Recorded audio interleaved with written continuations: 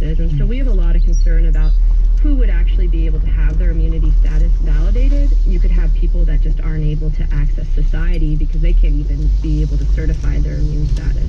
Well then, given that there are several concerns with immunity passports, they may not be the answer. What is then?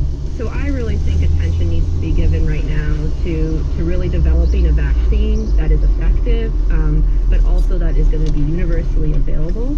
And I also do support maybe thinking about ways that we can protect particularly vulnerable locations and spaces. So it may be that, for example, to enter certain nursing homes or long care facilities, or to enter certain penitentiaries where there's high density people who are going to be at higher risk of COVID-19, that we might have health check status there, right? We may want to check for, presence of virus in people who are entering and exiting, but not on the individual level where everybody is going to either have, an immunoprivileged sort of status or immunodeprived status to be able to depend on where and what they can go do. I think that could create a lot more harm than it does good.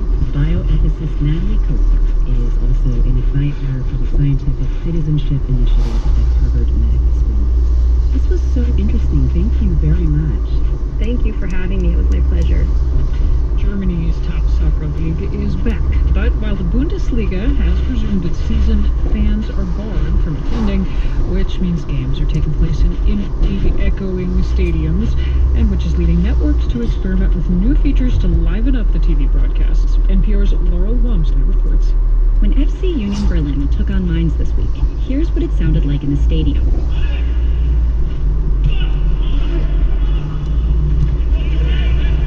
That's hardly recognizable as a pro soccer match. It is so eerily quiet. It honestly felt like watching a practice. That's Robert Cervantes, the leader of a Baltimore club for fans of Bayern Munich, the Bundesliga's top team. Sports-starved Americans have been watching Bundesliga games on Fox Sports, and this week the broadcaster tried something new. It began using a feed of the games that has crowd sounds from previous matches layered onto it, complete with chanting, singing, and cheering. Here's what a game between Dusseldorf and Schalke, played in a totally empty stadium, sounded like to the viewers watching on Fox Sports. So many draws. Cervantes said that change caused a clash between what he saw and what he heard. You could definitely see the stadium is empty. It kind of felt awkward to hear fan noise, but then with your eyes you're seeing that there is no fan. Alexi Lalas is a former star on the U.S. national team and is now an analyst for Fox Soccer. I love it. We all know it's not real, but it is enhancing the viewing experience. And right now, without crowds, that's all there is the television viewing experience. Fox itself isn't creating the crowd sound. It's using a feed made by the broadcaster Sky Deutschland. But when the games are broadcast in Germany, the true stadium feed is used. Fans who want to hear the crowd sound version can stream it online. Marcus Satirianos is one of those German fans whose cheers and groans is being imitated by the broadcaster's use of pre-recorded sound. For us, it's a bit astonishing because, in our opinion, you cannot replace fans and supporters in the stadium. In Germany, these matches held without fans present are called ghost games. The Bundesliga has returned so soon because some teams were facing financial disaster if it didn't.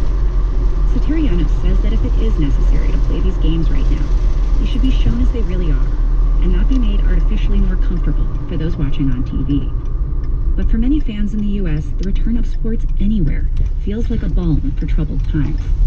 Lala says that sports are a kind of comfort food. And the ear wants what the ear wants, and without that crowd noise, it's a different type of experience. An experience that leagues and fans around the world are listening to very closely.